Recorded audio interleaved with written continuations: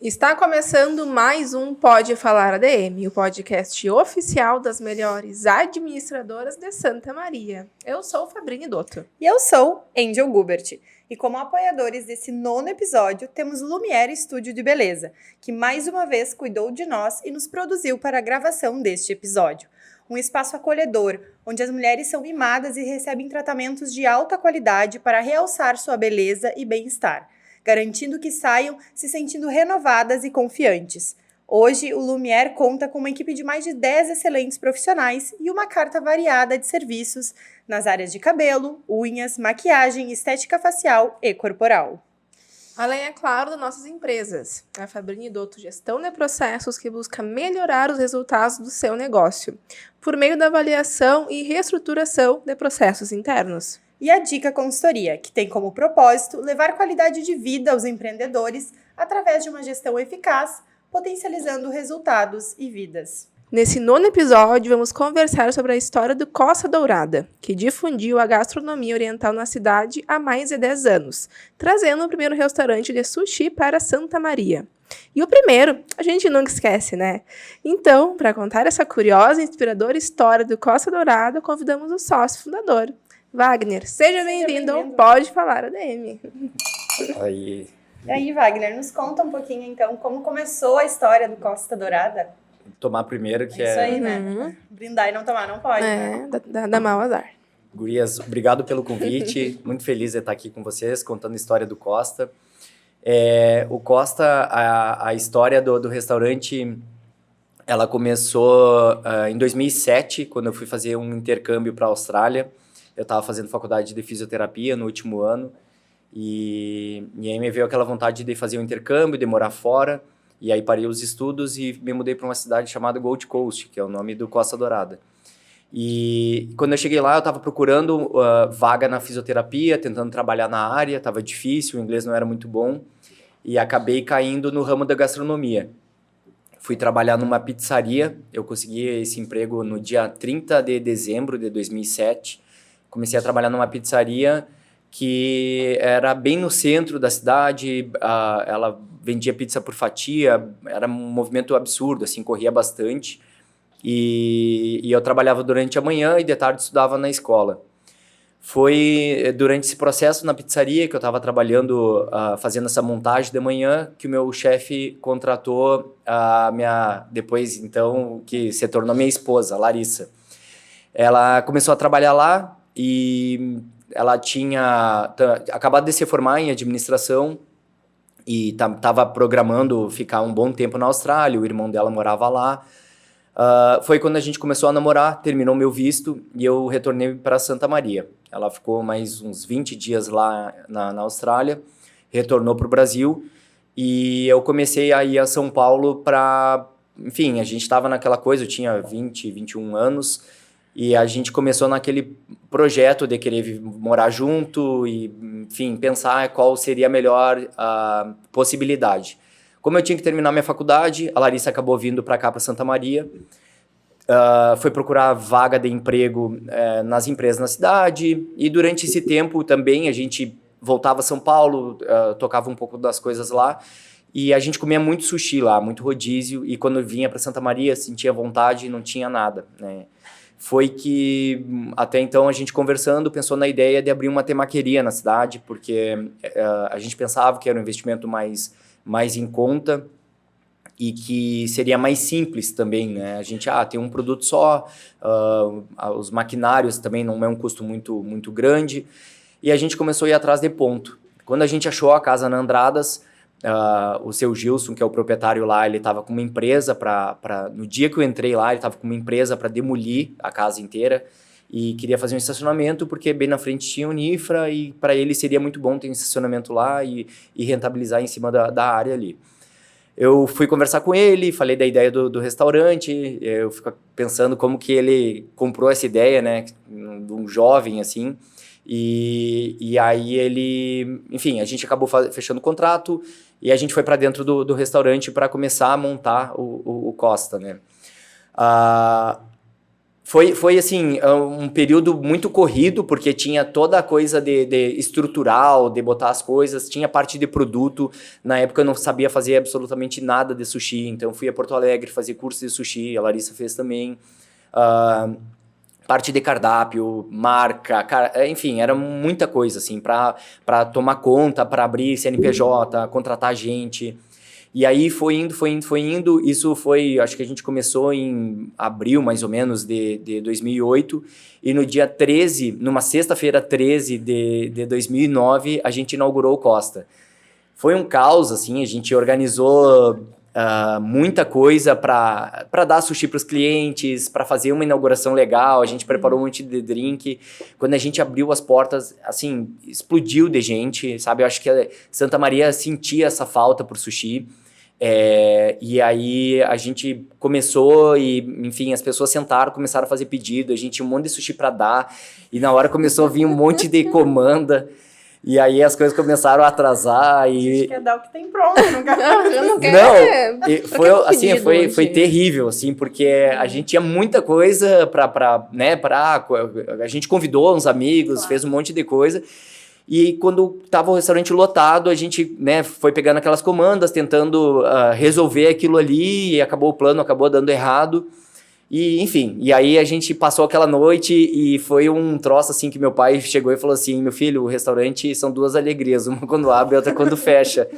Porque é puxado, assim, o restaurante tem que trabalhar durante o dia inteiro, né? A gente prepara as coisas para de noite fazer um showtime, assim, que a gente tem que abrir as portas e as coisas precisam funcionar de uma maneira como se fosse um teatro, como se fosse... Porque muitas pessoas estão passando ali pela primeira vez, então é difícil justificar, olha, só hoje aconteceu errado, sabe? Então a gente vive nessa pressão de fazer essa transformação através da gastronomia e, né, enfim, com o sushi também é uma coisa que são vários processos que a gente tem que organizar e é peixe cru, e então fazer tudo isso, né, de uma forma atrelado com essa experiência de agradar as pessoas, tudo isso é um desafio, assim. E nesse primeiro momento, vocês inauguraram, a maioria das coisas não saiu conforme vocês acreditavam que ia sair. Uhum. Qual foi o primeiro impacto? Nós temos um negócio, nós nos planejamos, sei lá, meses para essa inauguração, não deu tudo certo. Qual foi o... E agora? Como um negócio? Como é que vocês receberam? Como é que você... impacto, né? Isso, como um negócio, porque é frustrante, talvez, essa experiência, mas bola para frente, tem que abrir amanhã. Como é que foi? Fabrini, sim, Não, a gente tinha que resolver as coisas. Eu sempre tive na minha cabeça, assim, também, quando eu estava à frente de tudo isso, a minha primeira preocupação era com a parte de produto, sempre foi, né? Então, eu fazia parte ali, eram 3 sushimens, um sushi man. Isso é um capítulo à parte de podcast, que é sushi mans, porque trouxe sushi man de fora, aí sushi man não dava certo, aí sushi man sumia, sabe? E tudo, assim, nesse processo pra gente abrir, contando, então, assim, foi muito difícil. Então, quando a gente achou o primeiro sushi man, que foi o Tuca, ele veio pra cá, e aí, então, era eu, o Tuca e mais um sushi man, o Vinícius, e eu tava muito preocupado com o produto. Eu pensava assim, não, a gente precisa oferecer algo realmente bom, diferente. Então, minha preocupação era com o produto. Então, eu tava ali no sushi bar, eu ia pra casa, eu comprei todos os livros de gastronomia da parte oriental que existiam no mercado, fui atrás para ler, para estudar. Muita gente vinha de fora e falava, eu quero esse produto, eu quero esse. Então, assim, tudo com nome diferente, são coisas que a gente, né...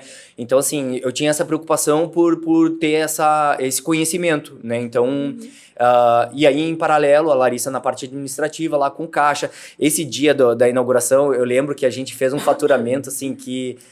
As pessoas esqueceram, o pessoal do atendimento não lançou nada, assim, tipo, a gente vendeu a noite inteira e, tipo, deve ter dado, assim, R$500 pra, tipo, servir 300 pessoas, sabe? Ainda que colocasse em moeda corrente na época, foi ridículo, porque fazia pedido na hora, a gente mandava, então, assim... Tudo isso a gente precisou trocar o pneu com o carro andando, assim, sabe? Tem que ir resolvendo as coisas no restaurante. E aí, enfim, aí eu fui para essa parte do produto, a Larissa foi organizando toda a parte daí de frente, né, de salão, de fechamento de caixa, de sistema, que aí começa a dar, né, pane em sistema, tem tudo essas coisas a gente vai conseguindo resolver, assim. Mas aí, enfim, aí eu tinha que começar a construir na minha cabeça o que eu achava do sushi, né, porque durante esse processo também trazia pessoas para dar consultoria lá para dentro do restaurante, chefe, porque o molho tem que ser assim, o molho tem que ser assado. Então tudo isso foi uma construção da concepção que eu achava do tempero, né, do sushi, de como que a gente queria servir. Então aí nessas coisas assim a gente foi sempre trabalhando.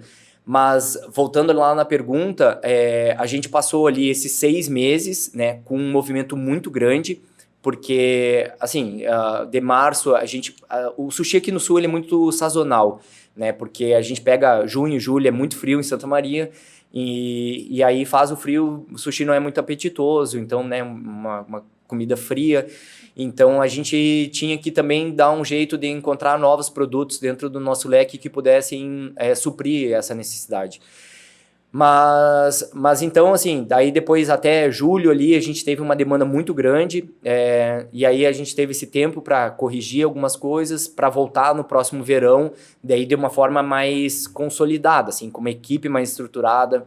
Eu acho que isso também é uma coisa que, com agora nas consultorias com donos de restaurante, demora muito tempo até a gente engrenar uma equipe, sabe? A gente contrata chefe de cozinha, chefe de salão, e algumas pessoas, elas precisam se encaixar na cultura da empresa, se encaixar no modelo de negócio.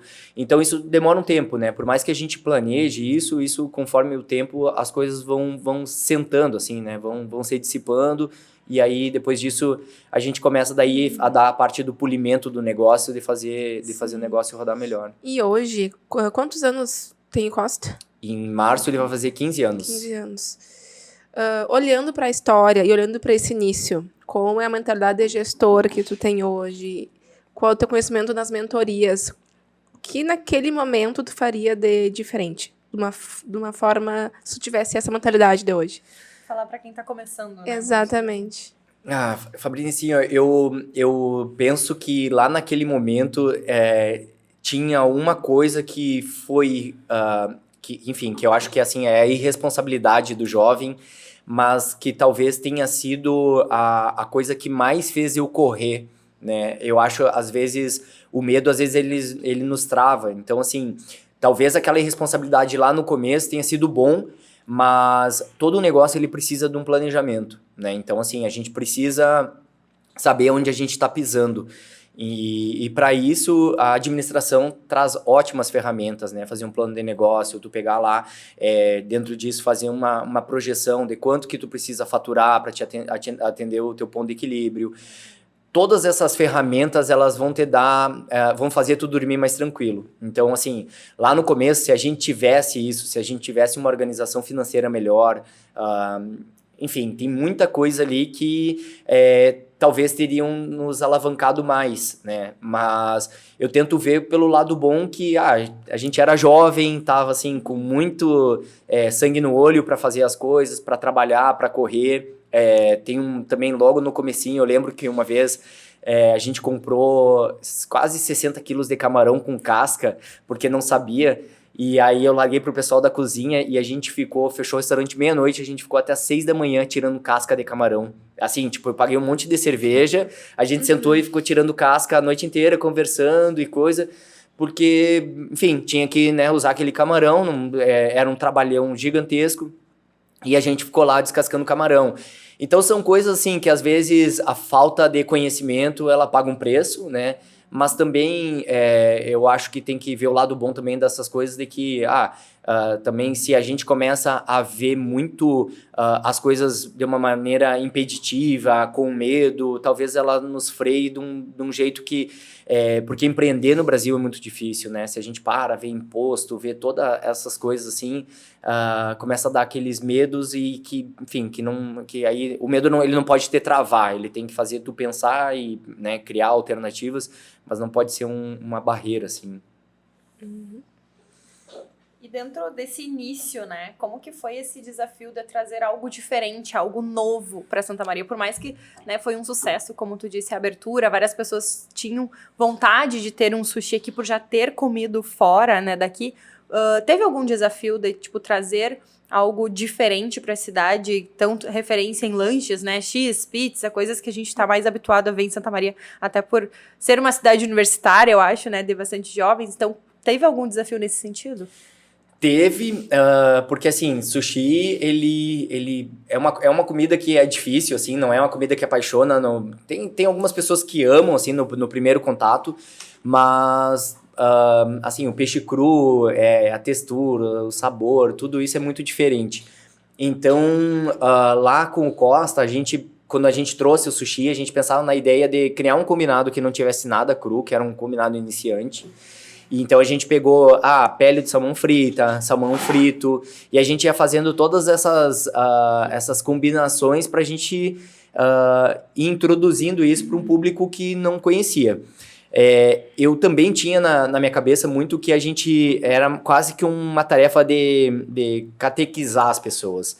A gente ia pegando assim, alguns eventos que tinham na cidade. Na época tinha Festival da Gatur, que a gente colocava sushi à vontade. Então tinha 300 pessoas lá, a gente colocava, sei lá, um monte de peça. E junto tinham várias outras ilhas, então as pessoas conseguiam se aventurar para comer sushi sem aquela responsabilidade de ir no restaurante e tal. E 3 anos depois que a gente abriu o Costa, a gente abriu o Joaquim Pô no shopping, que também ele tinha essa função, né? Era um shopping, era uma loja numa praça de alimentação, e a ideia era que as pessoas passassem lá e pudessem comprar uma porção de nigiri. Na época custava, acho que R$5,50, 3 peças, então era um valor super acessível, a pessoa podia provar, se aventurar na culinária japonesa, enfim, jogar, se não gostar, jogava fora, saía na praça de alimentação, sem ter aquele peso de entrar num restaurante, de se sentir constrangido, de ter que comer com palitinho. Algumas coisas assim, a gente acabou fazendo adaptações, por exemplo, o combinado vai com wasabi. Então a gente cansou de ver lá no restaurante, as pessoas chegavam lá, pegavam a bolinha. Essa história do wasabi aí, eu já fui vítima. E assim, ó, e aí a pessoa vai lá, enche a boca de wasabi, e aí não sabe o que fazer e dá um golão de água por cima, que piora ainda a situação, né? Porque tu dilui ainda mais o wasabi. Então, assim, nessas coisas a gente começou a ter esse cuidado, sabe? E isso muito através do atendimento, de chegar lá, perguntar, oi, boa noite, é a primeira vez vocês aqui? Então, de tentar tornar mais tranquila essa experiência para quem estava começando. Então, com isso, né, o pessoal do atendimento, a pessoa tá lá passando trabalho para comer com palitinho, vamos dar garfo e faca, né? Ou a pessoa pode comer, o sushi é feito para comer com a mão, então, né, higienizar a mão, pode pegar com a mão ali todos os enrolados, onigiris, tudo, porque o japonês ele trata muito dos sentidos, né, da gente ter essa coisa do tato também com um bolinho. Então são coisas que a gente queria deixar as pessoas à vontade para que pudessem aventurar e perder esse medo, sabe, perder esses paradigmas que tinha assim, com peixe cru, chegava lá e pensava que tudo era apimentado, vai tomar saquê, saquê é uma coisa, uma bebida tem 13% de álcool, as pessoas achavam que tinha mesmo teor alcoólico de vodka, sabe, que seja forte, tem que virar de martelinho.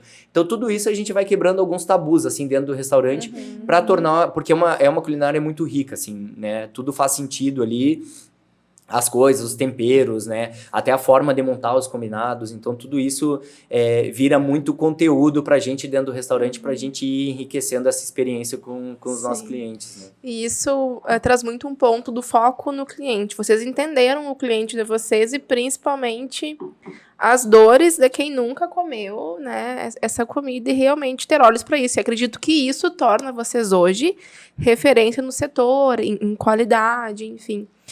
Mas essa questão do cliente. Antes da nossa conversa, tu trouxe muito, antes da gravação, né? Tu trouxe muito ao ouvir, a gente abriu o Joaquim Pô para o pessoal poder ter acesso. Hoje, como tu, como dono do negócio, passa isso para os teus colaboradores? Como é o Wagner líder, como lugar de treinamento, como tu passa o teu valor para a tua equipe? Eu acho que a gastronomia, o restaurante, eu acredito muito em energia, assim. Então, eu acho que restaurante, eu sempre uso uma analogia pro atendimento, que o restaurante é como a casa do nosso melhor amigo, assim. A gente vai, às vezes até a comida não é a melhor, sabe? Sei lá, se o nosso amigo vai lá, vai fazer uma massa, vai fazer alguma coisa, pode não ser a melhor de todas, mas a companhia, a energia, a conversa, tudo isso ele tem um peso muito grande para toda essa experiência, né? Da mesma forma que quando a gente chega num lugar e a pessoa ela nos atende de uma forma atravessada, ela acaba atrapalhando tudo, né? Então, por exemplo, assim, a gente chega lá no restaurante, a menina não nos atende de primeira, a gente fica esperando, aí a pessoa senta, não vem trazer o cardápio, tudo aquilo ali fica somando, sabe? Então, quando vai chegar lá e vem um prato, aquilo ali não vai estar com a mesma frequência de tudo, sabe? Então, assim, acaba se estragando toda uma experiência, porque a gente vai cometendo uma série de erros nesse processo, sabe? Desde que quando o cliente chegou. Da mesma forma que se a pessoa entra no restaurante, a gente abre a porta, a gente dá um sorriso, encaminha e a gente mostra essa paixão pela hospitalidade, né? A palavra hospitalidade vem da gente servir sem saber, sem conhecer a pessoa. Então, esse é um gesto muito legal, assim, que as pessoas que trabalham lá dentro, a gente busca isso, e não é através de simpatia, é de conexão, sabe? Cada um com o seu jeito, não precisa ser extravagante nem nada, mas de ter essa conexão com quem está sentado lá. Então, essa é a coisa mais importante para a gente conseguir enaltecer o nosso produto, né? Então, sentar lá, mostrar essa preocupação, de saber se a pessoa está bem atendida, enfim, eu acho que toda essa soma vai elevando a nossa experiência. Porque na parte do produto, a comida é uma coisa muito subjetiva, assim, às vezes o que eu gosto, a outra pessoa não gosta, então o que mais pega é a parte da experiência, esse contato humano, né, e a gente, pós-pandemia, a gente trabalhou durante muito tempo por delivery, mas a gente viu que no momento que as coisas voltaram ao normal, que a gente abre as portas, as pessoas vêm porque querem isso, querem experiência, querem essa troca, conversar e tudo isso é a coisa que mais vale, assim, na parte da gastronomia, né? Então, como gestor, a minha maior preocupação é de manter essa energia boa com todo mundo lá dentro, sabe? E eu acho que isso vai muito... o Costa tem 36 colaboradores, é uma empresa de porte médio, pequeno, mas eu sinto muito que se a gente mantém um clima bom, isso passa para o cliente, sabe? É muito difícil eu passar lá dentro com a cara virada e tudo mais e obrigar as pessoas que estão trabalhando lá dentro que tenham um bom atendimento, que tenham uma boa relação com os nossos clientes, né? Então isso tem que ser feito no dia a dia, em todo ponto de contato que tiver com o cliente, sabe? Vai fazer uma reserva, enfim, qualquer coisa. A gente está lidando com pessoas e isso tem que ser o nosso diferencial, né? Então acho que E dentro disso, Wagner, tu acredita que a empresa é o reflexo do dono? Que, tipo, os teus colaboradores só tratam os teus clientes dessa maneira porque você e a Larissa são assim? Porque vocês levam isso para o teu time de colaboradores? Eu acho que sim, eu acho que, assim, como eu disse, tipo, por ser uma empresa pequena, às vezes muito os valores e a cultura da empresa tá também atrelado um pouco aos valores e a cultura dos donos, né? Então, Eu diria assim, que 100%. então assim, é difícil fugir disso, sabe? Se falar assim, eu posso chegar lá, pegar uma empresa, né, pegar as gurias agora, fazer uma consultoria, vamos botar os nossos valores, honestidade, não sei o quê. E aí chega na hora de fazer o pagamento, as coisas estão meio maquiadas. Como é que eu vou chegar e vou dizer, botar num quadrinho lá e falar assim, os nossos valores são honestidade e tudo mais. Então, numa empresa que, né, a gente trabalha para que o Costa seja independente, que ele exista independente de quem estiver lá à frente. Eu tenho 3 filhos, eles gostam de estar lá comigo cozinhando e tal, mas não sei se vão tomar esse rumo. Mas que o restaurante tenha independência e que ele, né, siga o caminho dele. Mas essa coisa dos valores, eu acho que eles são determinantes, assim, né? Para que essas coisas, para que a equipe sinta isso, né? Então, assim, a gente vai tratar isso tudo de uma forma bem clara e que isso seja passado, sabe? Porque, enfim, a gente tem muita concorrência, tá bem difícil, assim, tipo, né? O mercado é saturado de gastronomia, tem muito delivery informal. Então, assim, se a gente não tiver com as pessoas de uma forma extra classe, sabe, ainda vai tornar mais difícil ainda. Perfeito. Essa tua colocação que tu falaste agora, tem muito a ver com que muitas empresas acham que por ser pioneiras, por ser a primeira, isso basta, né, pra gente ter uma vida longa, e não, né, é um dia a dia que a gente tem que plantar pra gente seguir colhendo, né, não adianta a gente dizer, o Costa é o primeiro sushi, isso não vai vender por si só pra uma geração nova que tá chegando, né, tá, e daí que é o primeiro pra muitas pessoas, né, essa é a história de vocês, isso faz sentido pra vocês, né, essa é a tradição de vocês, mas tu precisa inovar todos os dias e manter essa experiência que tu falaste aí com os, né, para os teus clientes, porque senão eles não vão voltar, e daí, como tu disse, daqui a pouco a comida é muito relativa, né? Uma coisa assim, eu acho que a gente pode pegar vários empreendedores, tanto para o bom exemplo quanto para o mau exemplo. E eu sempre observei muito, assim, alguns donos de restaurante que sentaram em cima do sucesso inicial e que não fizeram nada para se renovar. Né? E o ramo da gastronomia, às vezes, ele é um pouco sedutor, assim, porque, tipo, a gente tem um negócio, a gente abre as portas, passam, sei lá, mais de 100 pessoas por noite lá no restaurante, e é legal, sabe, ter uma marca que a gente cria uma reputação e que as pessoas gostam, mas a gente tem que se desapegar um pouco do ego, assim, então a gente deixar o ego de manhã cedo lá na cama e pensar que a gente tem que se renovar todos os dias.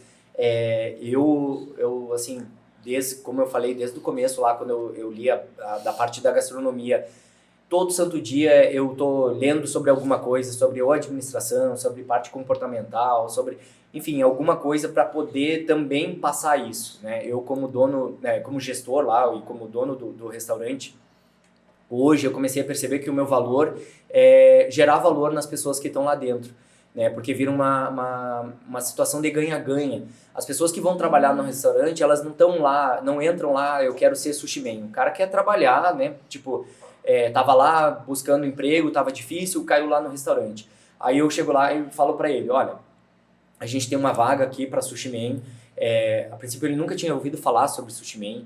E aí eu começo a explicar sobre isso, né? Eu uso sempre o exemplo do McDonald's, que é o hambúrguer que é mais vendido no mundo, mas se tu passar trabalhando lá 2, 3 anos, tu vai fazer parte de um processo, né? O pão já vem industrializado, o hambúrguer vem industrializado, tu vai estar lá dentro, né? Tem muita coisa legal para aprender lá dentro, mas tu não vai sair de lá e vai fazer o hambúrguer mais vendido do mundo, né? Porque tu estava no meio de um processo. E o cara que trabalha como sushi man, tudo é artesanal, tudo é habilidade. Então ele vai chegar lá, ele vai aprender a limpar um peixe, ele vai aprender a preparar um arroz de uma maneira diferente, ele vai aprender a fazer leque com pepino, sabe, para botar o sashimi em cima, vai aprender a fazer enfeite com cenoura, tem muita coisa assim. Então assim, é uma profissão e tudo isso vai agregando valor no trabalho dele. Então, quando a gente consegue casar a parte, né, pessoal, que é a parte dos valores, da integridade da pessoa, daí de outras qualidades, de proatividade e tudo mais, com a parte da habilidade, ele vira um profissional que tem um valor gigantesco, né? E a gente faz, porque assim, é muito caro formar esse profissional, porque a gente trata com insumos caros, e então assim, ele demora tempo também, porque ele precisa ir aprendendo e errando com aqueles insumos, e aí depois que ele está pronto, ele tem um valor gigantesco. Então assim, e isso serve para tudo dentro da gastronomia, né? Pra gente formar um chefe de cozinha, pra gente formar um barman, então assim, a gente agregar valor nisso, né, nesse trabalho, e depois passar isso para o cliente, é onde o restaurante ganha e a pessoa ganha. Então assim, é esse o meu trabalho, assim, a gente mora em Santa Maria, uma cidade universitária, e não tem nenhuma faculdade de gastronomia, né? Então, a nossa mão de obra, ela chega sem nenhuma capacitação na parte da gastronomia. Né? Então, tem que, enfim, e tem que ir estudando. Hoje em dia tá muito mais fácil, a gente olha YouTube, olha, sei lá, Instagram, o meu é só comida, né? Então, tipo, vai puxando receita, alguma coisa, eu vou mandando pro pessoal, falo, vamos testar isso.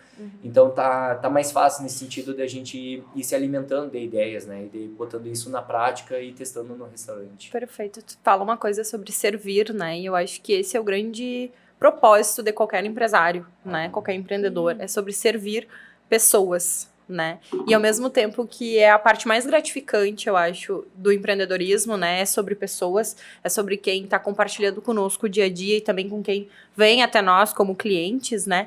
Eu acho que isso é incrível, mas também em contrapartida, é a parte mais desafiadora, né, do empreendedor hoje em dia, porque como tu disse, né, o acesso à informação tá aí, a gente pode aprender, é mais fácil, entra no YouTube, entra no Instagram, a gente aprende a técnica. Mas e o comportamental? E como fica, na tua opinião, essa questão de trabalhar o comportamental na equipe, né? Então, o que tu vê hoje sobre isso? Assim, eu vou fazer 38 anos, eu comecei cedo e vai mudando as gerações, né? Então, assim, a gente começa a entender que, tipo assim, a geração que era lá do meu pai, ela é diferente da minha, que é diferente da nova que está entrando agora, né? Então, a gente tem algumas dificuldades. Hoje em dia eu até fico brincando, porque hoje lá no restaurante a gente tem um psicólogo que trabalha o RH, faz a parte de contratação, faz a parte de treinamento, avaliação 360, ele está fazendo um trabalho absurdamente bom lá dentro do restaurante.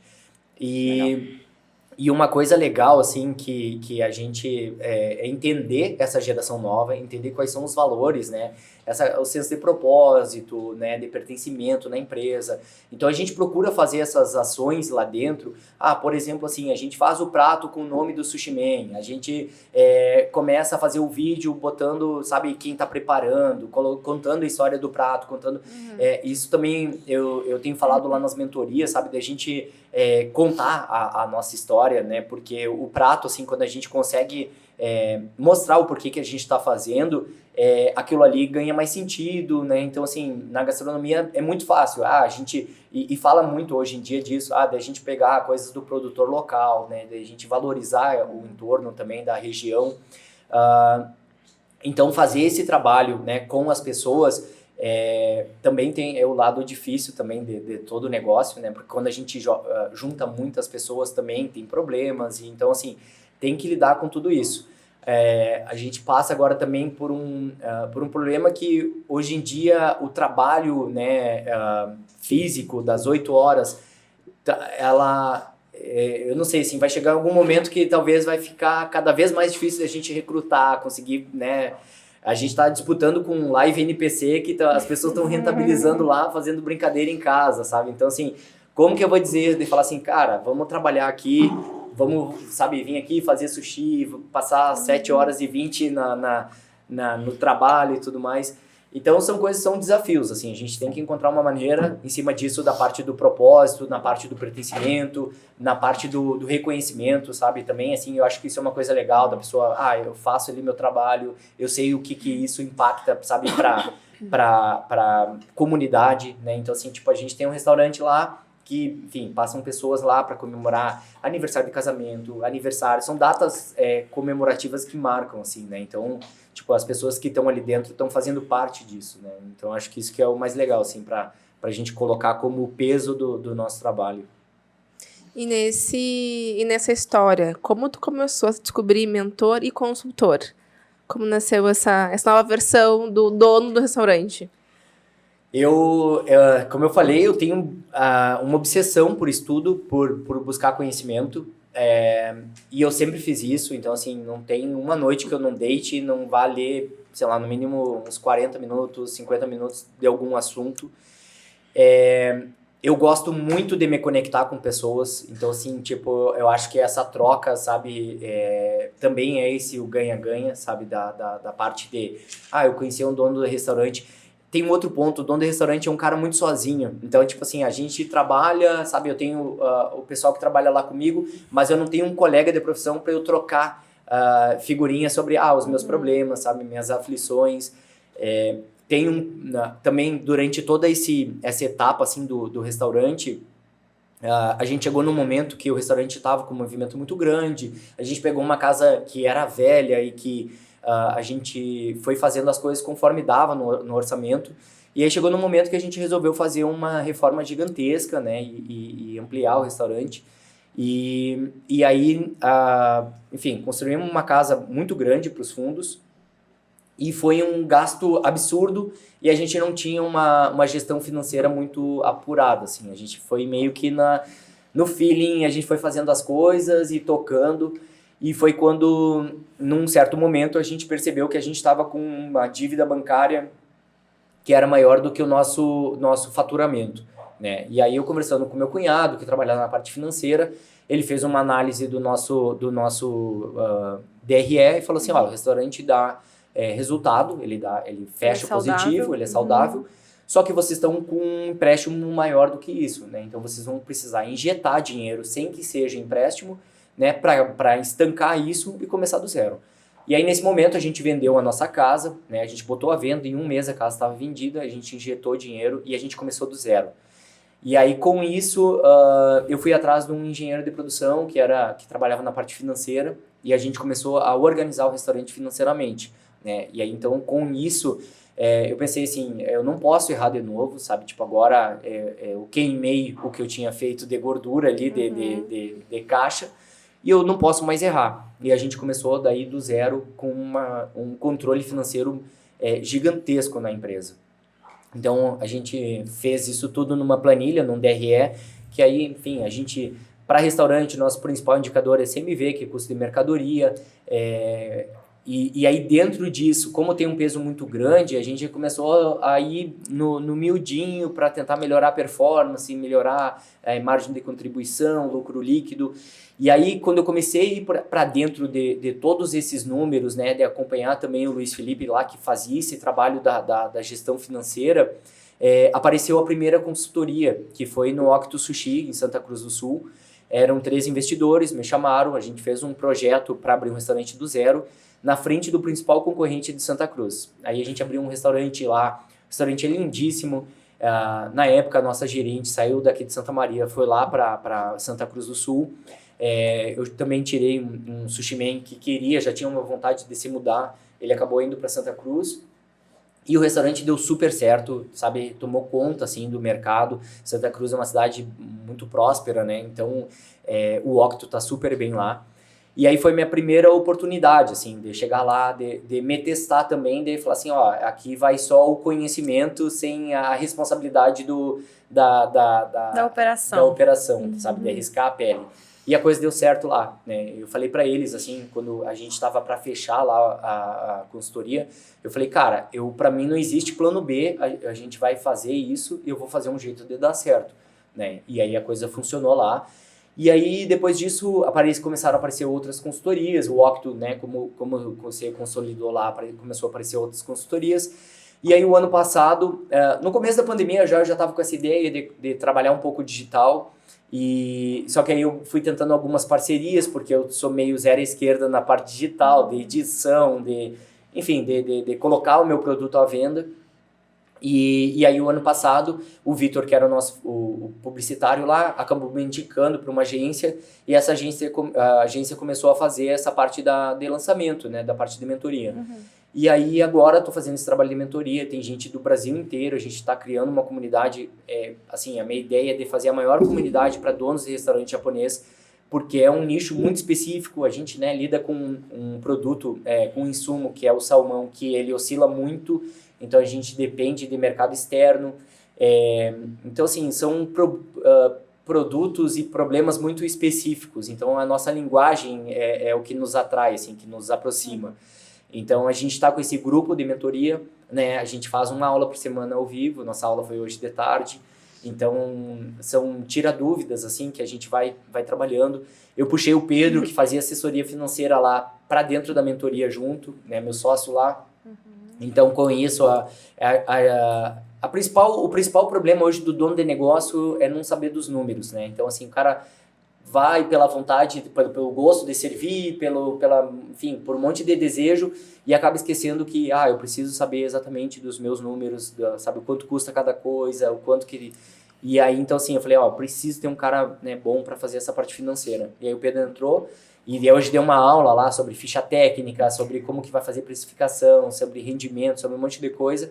E aí isso tudo está sendo, assim, gratificante porque tu vê que a gente consegue ajudar mesmo, de uma forma bem genuína, assim, tipo, as pessoas que estão lá. Ontem fechou uma cliente lá do Rio de Janeiro que estava, assim, com uma folha extremamente gigantesca, tá, sabe, assim, eu não sei como é que eu vou pagar a minha próxima folha. Então, assim, eu falei, a gente vai ter que arrumar uma estratégia agora para resolver isso, porque tem muita gente trabalhando aí, a gente precisa enxugar. sabe, porque senão vai ficar virando uma bola de neve, sabe? Então, assim, é gratificante porque a gente consegue ajudar de fato mesmo empreendedores, sabe? Então, a coisa de que, eu tô com a minha galera lá, agora começa a se amplificar e a gente consegue chegar em mais gente, né? Então, essa questão da consultoria, da mentoria, enfim, ela veio de uma necessidade que tu teve de um olhar de fora, vamos dizer assim. Tu precisou de um olhar de fora, de cima, como a gente costuma dizer bastante, assim, né? Um olhar, assim, de cima da empresa para entender aonde tu estava falhando, vamos dizer, todos nós falhamos enquanto empresários, enquanto pessoas, né? E às vezes um olhar de fora, ele ajusta, né? Coisas que às vezes parecem tão óbvias para quem chega e olha, a gente tá no dia a dia, naquela operação, focado no operacional do dia a dia, em apagar incêndio, fazer, tem que resolver, tem que ser pra ontem, né? E a gente não para, muitas vezes, pra olhar um DRE, que é algo simples, teoricamente, né? Não falar, né? Porque é algo que todos os empresários deveriam olhar. Porque ali tá a resposta para muitos dos nossos problemas, né? E, tipo assim, aonde que eu estou falhando? Né, como tu puxou ali, o CMV. O CMV é importante para todas as empresas, né? Tirando serviço, óbvio, quem trabalha com produto, tu precisa olhar se o teu lucro operacional tá ok. Senão não adianta seguir, né? Então, tu consegue entender nas linhas do DRE aonde tu precisa focar energia para ajustar o teu negócio. E a gente precisa ajustar o negócio o tempo inteiro, né? Não é só uma vez, a gente não precisa sentar só uma vez no mês, só uma vez a cada 6 meses, só uma vez a cada ano, ou chamar uma pessoa uma vez lá, né, um consultor, enfim, para olhar uma vez pro negócio e tá ok, resolveu. Não, é uma coisa que a gente precisa olhar constantemente, né? Então, acho que esse serviço de consultoria que tu traz para os negócios no ramo, né, é esse olhar de fora para contribuir com o dia a dia e para a gente não precisar apagar tanto incêndio, para a gente prevenir o incêndio, né, dentro dos negócios. Exatamente, não, assim, eu acho que tem que estar sempre com esse olhar constante, sabe, de que tem que estar cortando custos. Quando tu traz uma pessoa de fora, ela consegue dar esse olhar de cima, sabe, tipo, enxergar, às vezes, erros que quando a gente está muito próximo, a gente não consegue enxergar. Então, o dono de restaurante, ele precisa entender de muitas coisas, né? Então, precisa entender um pouco de financeiro, um pouco de marketing, um pouco de produto, um pouco de RH, sabe? Fazer contratação. Então, assim, quando a gente começa a chamar quem é especialista em cada área, o resultado é muito maior. Claro. Né? Então, vocês estão ali trabalhando com empresas, sabendo de números, não tem como comparar quem está fazendo um trabalho geral com uma pessoa que é especialista, né? Então, o especialista, ele vai sempre trazer resultado. E a minha preocupação como mentor é nessa, assim, de começar a alertar, primeiro, aonde que vai dar mais retorno para o negócio, né? Porque também não adianta a gente gastar muita energia em coisas que, né, são irrelevantes, mas o trabalho de quem faz a consultoria, quem vem de fora e que chega ali e fala, olha, às vezes é uma coisinha de nada, mas que vai fazer um impacto gigantesco, né? Porque a um custo que tu corta num mês, ele é composto, né? Todo mês tu vai estar economizando aquilo ali. Então, às vezes parece, vou gastar, sei lá, tanto com essa pessoa, mas ao longo prazo aquilo ali, né, é uma economia de dinheiro, de tempo, de um monte de coisa. E isso é um ganho absurdo, né? Porque a gente precisa estar sempre, uma empresa tem que estar sempre se renovando, sempre melhorando o processo, cortando custos, Então, acho que isso é extremamente importante. Eu costumo sempre dizer, né, para os meus clientes, para as pessoas, empresários que eu converso, que um consultor, um mentor, enfim, ele não entra no negócio para te criticar, né, para dizer o que está errado, para apontar. Eu, pelo menos, não entro, né? Eu entro para potencializar aquilo que já vem dando certo, né? Porque, como tu disse, tem uma história, né? O Costa tem uma história de anos, mas em algum momento alguém de fora precisou vir para te olhar certas coisas que tu não estava conseguindo enxergar e ajustar isso para que tu tivesse ainda mais sucesso naquele negócio, né? Então, acho que dá pra gente deixar essa mensagem para os empresários, tanto do ramo da gastronomia como de modo geral, que não precisa ter esse receio, muitas vezes, de tipo assim, eu preciso dominar o meu negócio como um todo, né? Tu precisa entender, tu precisa conhecer dele, mas trazer pessoas que saibam, que sejam especialistas, vai fazer toda a diferença no teu negócio para te dar um up, para te dar um salto, para te crescer ainda mais, né? Então, esse receio que muitos empresários têm, às vezes acaba travando o crescimento de empresas que têm muito potencial, né? E nesse ponto entra muito também a questão da delegação, o quão importante é se permitir delegar isso.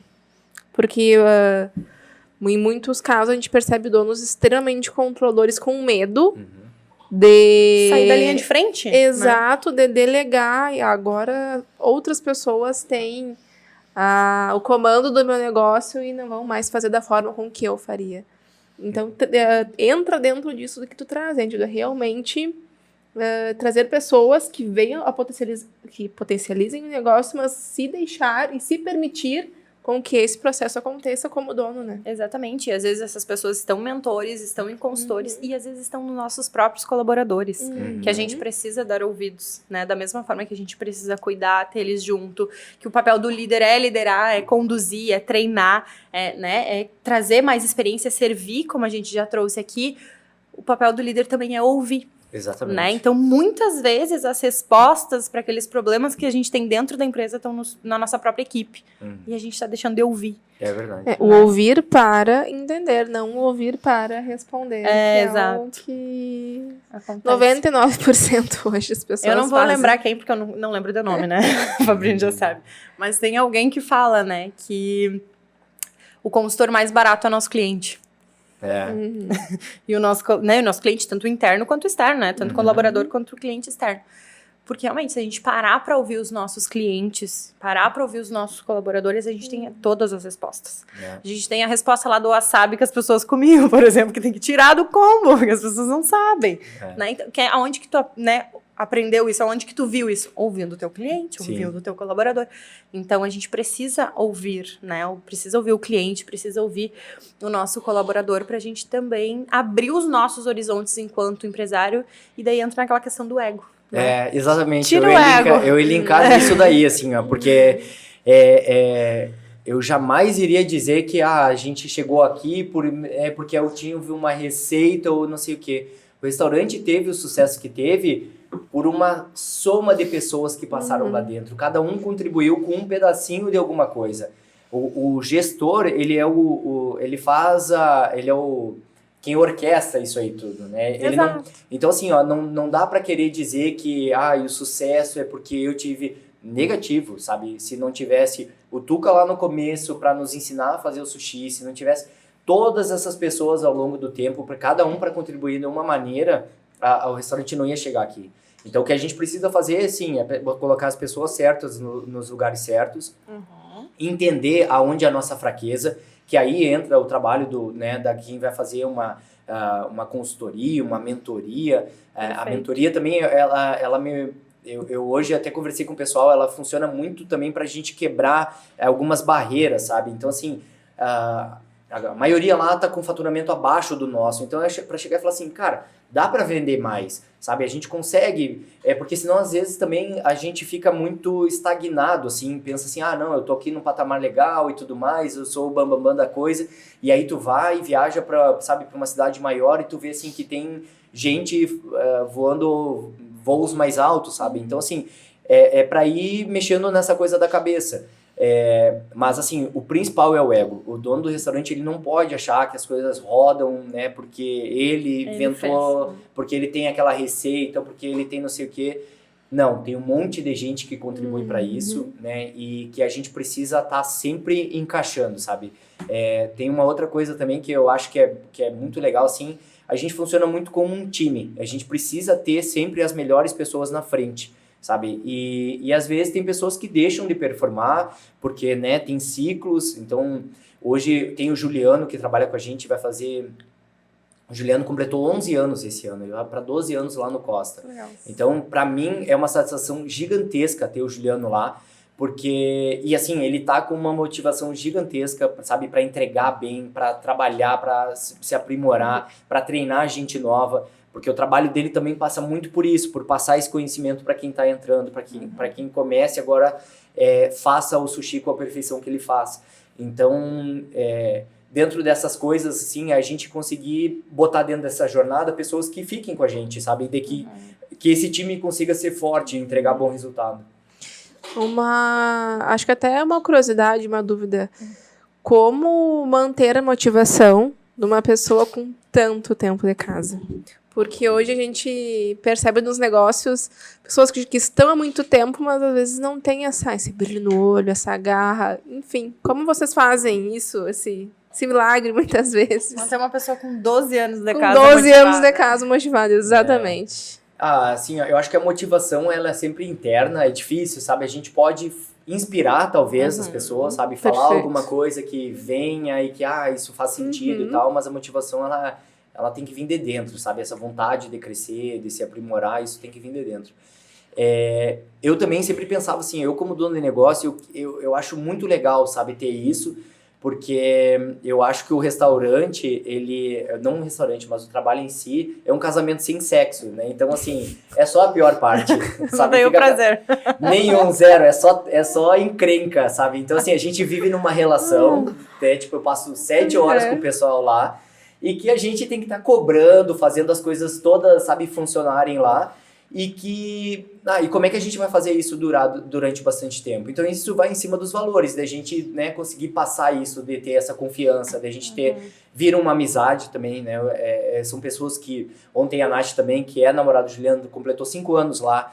Então, assim, tudo isso são coisas que, assim, a gente vai criando na nossa carreira, assim, sabe? Tipo, vamos criando esses valores, fazendo coisas que fazem sentido, né? Dentro da nossa marca lá também, fazer várias ações sociais, enfim, de curso, coisas que a galera vai comprando a ideia e que isso tudo, né, vai complementando essa jornada, porque se a gente faz uma coisa sempre repetitiva, monótona, isso acaba, né, enfim, acaba ficando cansativo, assim. Então, acho que o segredo é a gente estar se motivando, assim, se renovando.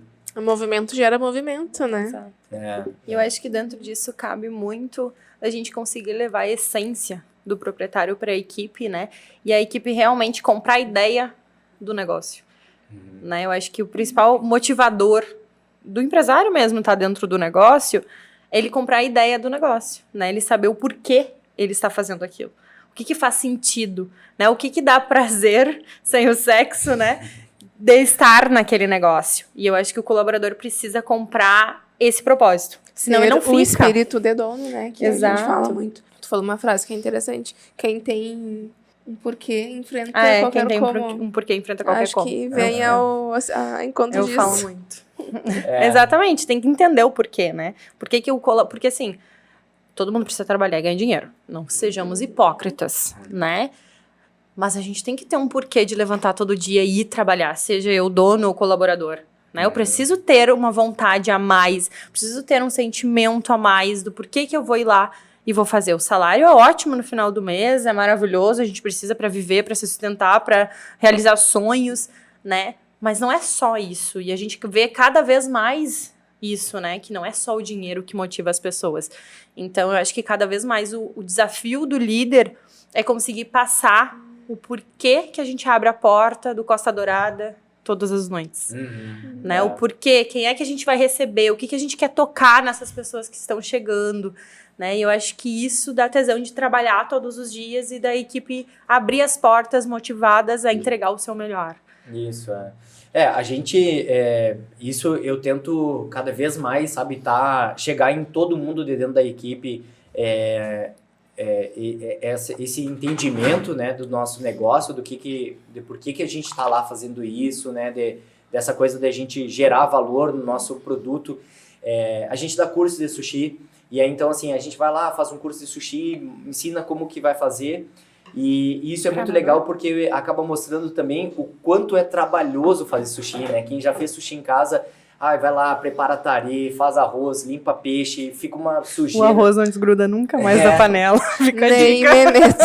Fica a dica. Nem me não meto. desgruda Então, nunca assim, mais. tudo isso mostra como o nosso trabalho é difícil, sabe? Então, assim, tipo, como na gastronomia, eu penso assim, se a gente vai vender um prensado lá, um pão, presunto e queijo, eu consigo gerar valor nisso? Não consigo gerar, porque todo mundo consegue fazer em casa. Então, quanto mais conhecimento, mais habilidade a gente coloca, mais valor a gente gera, né? Então, assim, nessas coisas hoje, e aí a gente vai pegando pessoas lá dentro, né? Que nem eu falei do Juliano, tem a Gabi, que é a nossa gerente.